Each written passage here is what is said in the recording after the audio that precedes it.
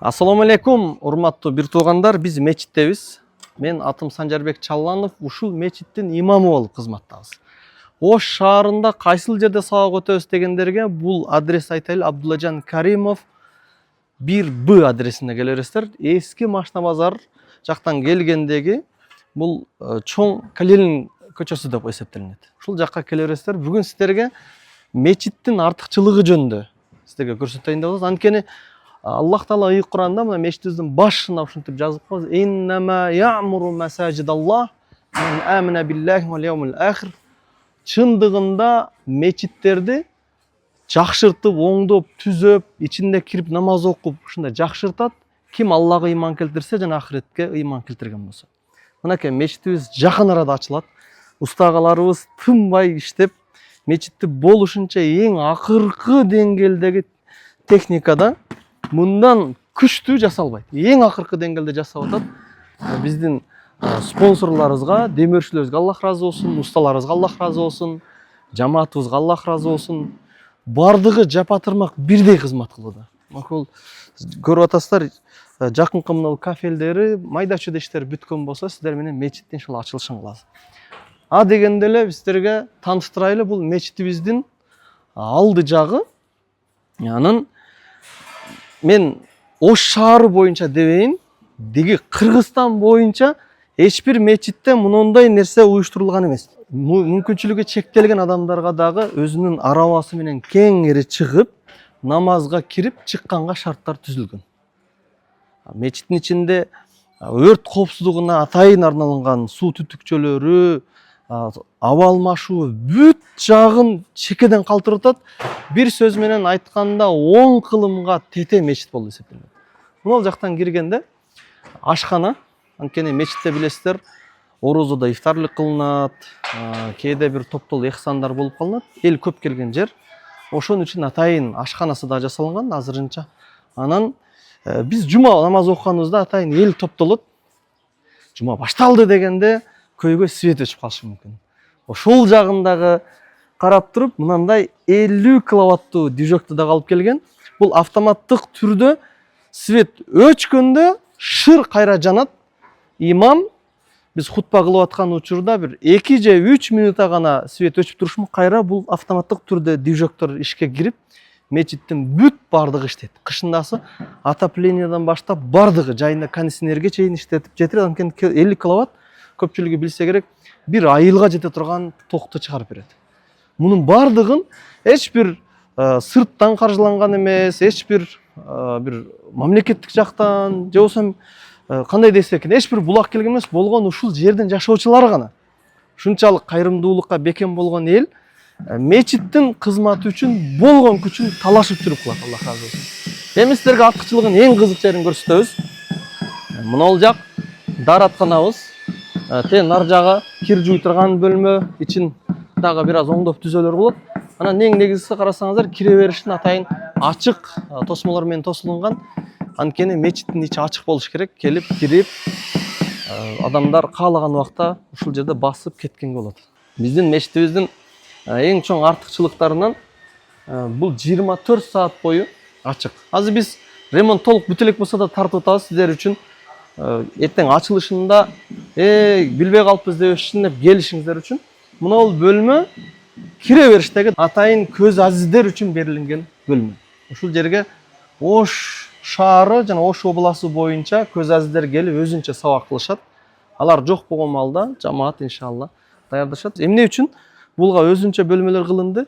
Киргенге өтө ыңгайлуу. Кирет, көз азиздер келип отурат. Же болбосо аксакалдарыбыз бар. Мечитке 1 саат же жарым саат мурда келген аксакалдарыбыз келип олтуруп, чай ичип, кышында суукта да бир аз жылынып туруп, анан бир дем алып мечитке кирип кете турган кылып шарттар түзүлгөн. Эми эң кызыгын көрсөтөбүз, жүрүңүздөр. Мынакей мечитибиз кары балдар менен толгон. Мечиттин сулуулугу сулуулук менен эмес, мындай жигиттер менен. Ва алейкум ассалам. Булар мектеп бүткөндөн кийин келип мечитте ойнойт, окуйт. Биз ушундай уруксат бергенбиз, ойносоңор деле мейли. Бирок ойногончо үйрөнүп кеткиле дейбиз. Эң бир окубады деген, эч окубады деген бала бизде 5-6 сүрөнү жаттаган. Алхамдулилlah. Ушул жетишкендик. Намаз бүткөн убактарда келип байкасаңыздар, сөзсүз 2 же 3 кары келип алдыбызга келип турат, Куран окуп берели депчи. Мынакей мечитибиз насип кылган болсо жакында ачылыш кылабыз. 4 этаждан турат. Бул эң чоң бөлүгү. Ушул жерден туруп экинчи этажы бар. Балкон түрүндө турган бул деле көпчүлүк бөлүк экинчи этаж. Ушул андан кийин анын да үстүндө мансард деп коет. Ушул менен 3 этаж эсептелинет. 4-нчү этаж кайсыл дегенде 4-нчү этажы подвал. Ана мынол күмбөздү Аллах ыраазы болсун 1 жыл бою тынымсыз иштеп ушундай сулуу абалга келтиришти. Кээде тамашалашып Да Винчилер деп коебуз. Уста агаларыбыз менен кээде чай дамдап келип, курсаңга отурдук. Колдун эч кандай келип жабыштырган жок. Нак колдун күчү менен жасашты ушунчу. Атайын даяр шаблондорду алып келип жабыштырбастан тонналаган албастыр, башка материалдар кетти, краскалап ушинтип жасап. Азыр пульт менен терезелер ачылат, о үстүндөгү чогуларчы. Ачылганда ушул бийиктен болгон үчүн ушундай бир эсеби чыгарылган экен. Шамал кирип, ушул абаны алмаштырып, салкын берет иншалла. Биз мына бул жерде жума намазын, айт намазын окуп атабыз. Аллах ыраазы болсун. Бул жеке иш бөлмө десек болот. Иш бөлмө деле эмес, биздин жамаат менен бирге сабактарда, хутбаларда олтура турган жерибиз. Орозо фитр деген нерсени берип атасыздар, ар бир адамга важип. Ушул кедейлердин акысы. Эң сиздерге бир курсан кылып көрсөтө турган жерибиз, имам болушунча элге аят хадистерге даяр кылып бериш керек. Ошого убактын үнөмдөш керек да. Мугалим катары эсептелинет. Жума күндөрү ушул жакка келип олтуруп, эртирээк жумага даярданып туруп, элестетиңиздер, ровно саат болгондо кечикпестен, жамаатты аралап, бир аз оор кылып кыйнабастан, жума күнү бизде саат 1де башталат го өзү бүтүн Кыргызстан боюнча. Саат 1 дегенде микрофондар жагылган болот, түз ушул жерге олтуруп алып туруп, хутбалар башталат. Сиздер үчүн мындай жалпы эле имамдардын иш жүрүү процесстерин сиздерге түшүндүрүп берели деп атабыз да. Анан мечитибизде 3 замыбыз бар. Биздин имамдын орун басары жана 10дой азанчыбыз бар. Азанчыларыбызга Аллах ыраазы болсун. 10 күндө бир кезек келет. Бир күнүн жана кадрга да илешти окшойт. Саардан кечке мечитте өткөрөт. Бул кароолдун жана мечитти тазалоо жумушу менен алек болот. Жана өзүнө айлык алган сыяктуу өзүнө милдеттенмелер алат. Аллах ыраазы болсун. Ушинтип мечитти абад кылып атат. Анан аксакалдарыбыз бар, Аллах ыраазы болсун. Дайым келип Куран окушат. Биздеги аксакалдар дагы Куран жатташат. Куран окуп, алды 5-6 пара жаттап калган аксакалдарыбыз бар. Жаштарыбыз бар, азыр могул звуктарды угулуп атат. Тынымсыз мечит шаң-шөкөткө бөлөнгөн. Анан эң артыкчылыгын айтайлы, мечитибиз 24кө 7 ачык. 365 күн ачык. Түнү күнү ачык. Эч качан күлүч салынбайт. Мечитибизде дайым. Жада калса кээде мына Баткен, Жалал Абад, Ала Бука алыстан келип калгандар, кетергенге болбой калгандар аэропорттон түз Яндекс такси менен биздин мечитке келип жатып калган учурлары көп. Анткени эртең таң атканда эле кетем, гостиницага, мейманканага барсак акча кетет. Андан көрө эркек кишилер өзү эле мечитке жатып алабыз дегендер үчүн эшиги ачык, көпчүлүгү келет. Келип мечитиңизге жатып турайлы деп эле биздин кароолчулар менен сүйлөшүп эле жатып укташат. Биз жалпы уруксаттарды бергенбиз. Бул өзүнчө кошумча чыгуу бөлүгү. Анан жаназа намаздарды ушул жак менен чыгып окуп узатабыз. Анткени табутты мечиттин ичине алып киргенге болбойт, ушул сырт жакка коюлат. Бир топ жамаат чыгып, бул жерден жаназа окуп чыгып кетебиз.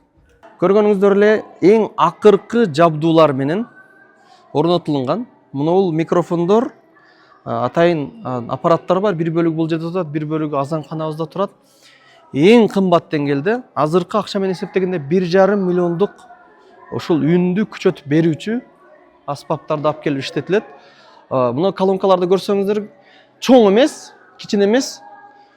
Ар бир устундун астында бар, 4 этаждын баарында бар. Ушундай колонкалардан бир портер келген. Чоң порттудачы. Ал эмнеге жардам берет? Имам хутба кылып биз сабак өтүп аткан учурда жамаатка оор келбестен кулагына сүйлөп бергенде угулат. Анткени бир жактан үн күчөтүү болуп туруп, акыр жакка жетпей калбайт эмес. Биз оны бурчектен туруп окуйбуз, бурчтан туруп. Ал эми мечиттин эң акыркысында турган жамаатка дагы кулагына келип жадатпастан уга турган деңгээлде кылып берген ушул колонканы коюп берген агабызга Аллах ыраазы болсун. Жалгыз эле бир агабыздын кылган мээнети. Анча мынча чоң мечиттерде дагы ушул үн күчөтүүгө көп көңүл бурбай койгон. Эң акыркы бүтө турган нерсе да, бирок бизде үн күчөтүү эң биринчи кылынган нерсе. Анан байкасаңыздар, анандай сигналдар бар. Бул Алла өзү сактасын, өрт чыккан болсо ушундай коопсуздукту эскертүү берип, жана биз көрсөттүк го, өрт болгондо суу түтүк улай тургандар кылынган. Кыскасын алып келгенде, мечитибизде мечитти салып ушул кызмат кылып аткан агаларыбыздын сөзү менен айтканда эң акыркы үлгүдөгү мечит. Анткени бул мечит бир аткарылат, ошону менен көпкө туруш керек, эптемей жасалбаш керек. Насип кылган болсо ондогон кылымдар туруп бере турган мечит. Анан бул мечиттин бир бурчунда азан канасы кылып бөлгөнбүз. Бул жерде азанчыларыбыз, жана айттык го, 10 күндө бир күнү туруп кароолдун кызматын аткарат, ошону менен бирге азан айтат, таза кармайт. Анан ошону менен бирге мондай кылып мечитке ким келет, ким кетет, кандай нерсе болот, баардыгын карап видео көзөмөл кылып турулат. Азыр бул жерде бир 5-6 гана кадр турат, башка кадрларды да көрсөтүп берет. Анан өзүнчө келгенче китеп окуп, биз азанчыларыбыз дагы кааласаңыздар келип азанчы боло алсаңыздар болот. Анткени азанчынын соо күч го. Өзүн өнүктүрөт, сабактарды кылат. Монтип аппараттарды өз убагында ар жума сайын бир sıra настройкаларына карап, нетип даярданышат иншалла. Аллах ыраазы болсун. Бул мусулман адамдардын жетишкендиги десек болот. Неге мактантасың деген суроо болушу мүмкүн. Мактаныш керек. Анткени биз мусулмандар мечитке келген аксакалдарыбыздын, мечитке келген жаштарыбыздын динди толук жетишине, оңой жетишине себепчи болгонго болушунча күчтүү бир эле адам эмес, бир эле мен имам эле аракет кылтам эмес, жалпы жамаат катуу аракет кылып аткан сизге көрсөткүм келди. Анткени бир эле менин кылган иштеримди YouTube'дан сабактан көп көрүп атасыздар, хутба эле кылабыз. Бул чыгарылышта биздин ишибиз эмес, жамааттын иши. Ал хутба чыгыш үчүн, жамаат келип угуш үчүн канчалаган эмгектер кылганын сиздер бир sıra көрүп койдуңуздар окшойт. Эми экинчи этажга чыгабыз, келиңиздер. Албетте сулуулук бардык адамга жагат. Мына карасаңыздар, мечитти кийинки этажга, кийинки кабатка көтөрүлгөндөгү мына тосмонун көзгө жагымдуулугу, килемдин мындай тазалыгы, кымбат, адамга жагымдуу, кир жукпай турган болгону сездиңиздер окшойт. Канчалык мечитке көп көңүл бурулганычы. Мечитибизге көбүнчө жамаатыбызды айтабыз, кеч келип жаткыла. Кээде жамаатыбыз калып, өздөрү дагы баамдатка чейин жат уктап калган күндөр болуп, мына этикаф ибадат деп коет кээдечи. Ошондо мына экинчи этаждардан пайдаланышат. Жума күндөрү, айт намаз күндөрү ушул жерде туруп, кээде өзүбүз дагы намаз окуйбуз. Кээде айттык го, биздин 3 орун басарыбыз бар. Хутбага өткөрүп коюп, эң бактылуулук ушул жерде жамааттын катарында намаз окуган күндөрүбүз болот. Ушул жерде хутба угабыз, биздин орун басар баян кылат, намазга өтөт. Анан ошолордун катарында ушул жерде туруп, бактылуу абалда иштин жүрүп атканын, жамаатка канчалык динге жетишине себепчи болуп, баян кылып атканын көрүп, биз сүйүнөбүз. Ушундай бир учурлар да болот. Карасаңыздар, сиздер дагы менимче көрүп курсан болдуңуздар, ушул курсанчылык тартуулаш үчүн болушунча сиздерге көрсөттүк. Андан бери келгениңиздерде мына бул килем биздин мечит үчүн атайын даярдалып тигилинген. Бул килемдер мечит үчүн атайын тигилинген. Заказной деп коет го. Ушул размерлерди алып, ушуга жараша кылып тигип, кыркып алып келип койгон. Бул жанагы айткан суу түтүктөөчү жалаң. Мечитибиздин 3-чү кабатына кеттик. 3-чү кабатына азырынча жамаатыбыз толбойт, көбүнчө эле бош турат. Бирок жакынкы күндөрдө бул жерге дагы адам батпай калат. Неге дебейсиздерби?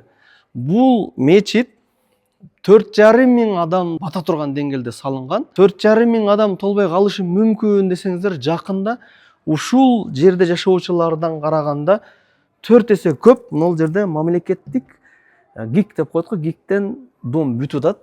Ушул бүткөндө ушул жердин жашоочулардын бардыгы чоң жол бар. Бизге келип намаз окуйт. Анда биздин жамаатыбыз 4 эсеге чоңоет. Азыр катардагы убакытта мечитибиз жарым толсо 5 убакыт намазга, ушул 5 убакыт намаздын өзүндө эле биринчи этаж толуп экинчи этажга чыга турган жер болот. Иншалла жакшы ниет. Албетте эл көбөйгөн сайын ошого жараша кылып мечитибиз чоңоюп атат. Эң алгач ушул сөздүн аягында мечитке кызмат кылган агаларга, мечитти салганга жардам берген демөөрчүлөргө Аллах ыраазы болсун деп айтабыз. Бул мечитибиздин мансарты акыркы этажындагы бош калтырбастан ушинтип намаз окуганга жай кылып даярдалган. Бир эки комнаталары дагы бар.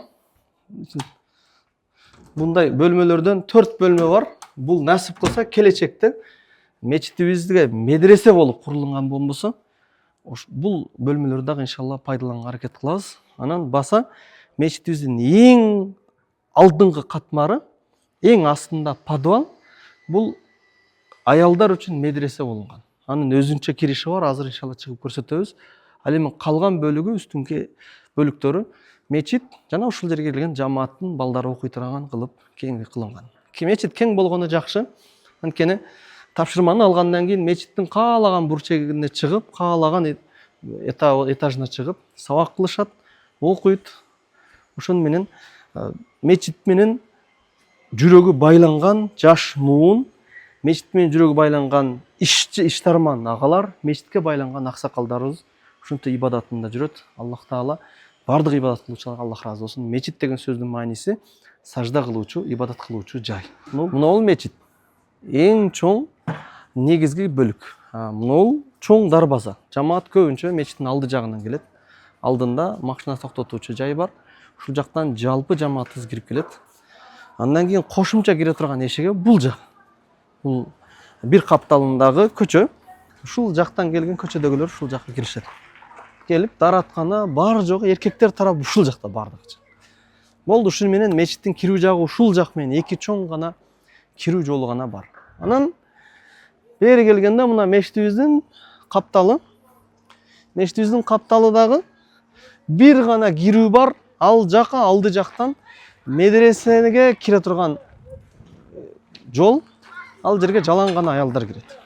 Мына байкасаңыздар, мечитибиздин подвалы бул жер атайын мондай занавескалар менен тосулган, ичтен эч ким көрүнбөйт, бул аялдар окуйт. Ошол себептен. Анан аялдар менен эркектер аралашып кетеби деген кыжылат болгон адамдар кыжылат болбосун, баштан эле айтып коелу. Аялдардын кире турган кирүүсү бир гана ушул жактан. Бул жактан эч бир эркек кирбейт. Айттык го, ремонттун бүтөйүн деп калган учур, нол жак аялдар кире турган эшик. Буга башка эч бир эркек да аралашпайт. Аялдардын медресесине кирип кете турган жападан жалгыз эшик. Ким шаар боюнча аялдар окуйын деп турган болсо, Козы кызы Бурмахан деген медресе ушул жерге жайгашылды. Ушул жерде мугалимдер бар, келип 7 жаштан 70 жашка чейин окуй берсе болот иншалла. Каникул бүтсө дагы жасалгалап сулуулатабыз. Мына даратканасы 4 очкодон турат. Кеңири кирип, эч жак аралашпай тосулган. Даратканасы өзүнчө, окуй турган бөлмөсү өзүнчө. Ушул эшиктен кирип, кайра ушул эшиктен чыгып кетишет. Мына бул мечитибиздин подвалы, эң астыңкы бөлүгү Козы кызы Бурмахан аттуу медресенин аялдар окуй турган бөлүкчөсү. Мунун алдыңкы эркектер жак кире турган эшиги такыр жабылган, эшик жабык. Эч бир адам кире албайт. Ичинен күлүштөнгөн, тосуктар менен тосулган. Качан гана жамаат көп болгон жума күндөрү же болбосо Курбан айт күндөрү гана ачып туруп эркектер пайдаланышы мүмкүн.